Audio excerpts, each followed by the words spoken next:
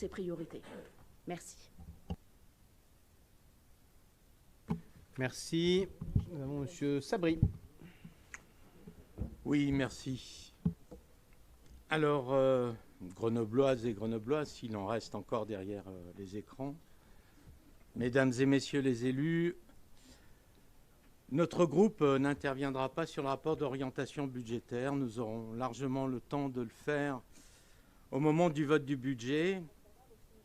Et compte tenu des différentes interventions précédentes, nous n'allons pas non plus nous attarder sur tout ce qui a déjà été dit, que ce soit sur le bouclier social, sur le report de certains investissements, sur les provisions pour risques et contentieux, sur la dette.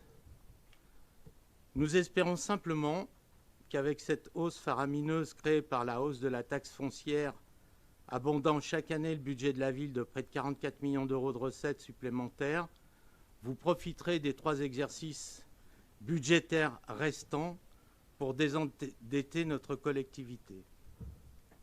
Ceci étant dit, malgré ces recettes supplémentaires, nous sommes inquiets pour l'avenir, pour au moins 2 raisons. La première est liée au risque de refus du ministère de renouveler l'agrément à Grenoble Habitat. Nous serons d'ailleurs rapidement fixés, car pour le coup, l'abandon des 37 millions sera définitif, du moins en 2024. La deuxième est cette façon de gérer les finances de notre collectivité. En 2021, nous avions inscrit 11,5 millions de recettes de cession de la compagnie de chauffage intercommunale de l'agglomération grenobloise. Seulement voilà, pour des raisons obscures, cette cession ne s'est pas réalisée et il a fallu au moment de la DM2 ajouter 10 millions d'euros d'emprunt. En 2022, rebelote, 17 millions, cette fois, de recettes de cession de Grenoble Habitat sont inscrits au budget. En effet, nous devions céder pour 34 millions d'euros les 2 tiers des actions de Grenoble Habitat à la métropole, 17 millions d'euros en 2022, 17 millions d'euros en 2023 et encore une fois, pour d'obscures raisons, cette cession ne s'est pas réalisée.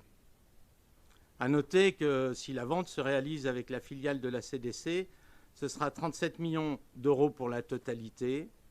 Le prix proposé à la métropole était-il trop élevé? La question est posée. 2023, avec cette DM2, pour la 3e année consécutive, des recettes de cession sont inscrites et ne sont pas réalisées, amenant la collectivité à ajouter un emprunt d'équilibre de près de 20 millions d'euros aux 25 prévus à la DM1, portant le montant total de l'emprunt pour 2023 à 45,8 millions d'euros. Inquiets, car les Grenoblois et les élus que nous sommes aimeraient bien comprendre quelles sont ces raisons qui nous ont amenés successivement à des décisions modificatives aussi importantes.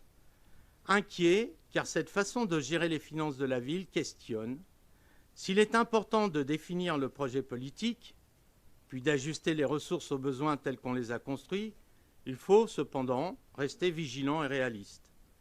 La construction budgétaire d'une collectivité est assez éloignée de la construction du budget d'une entreprise.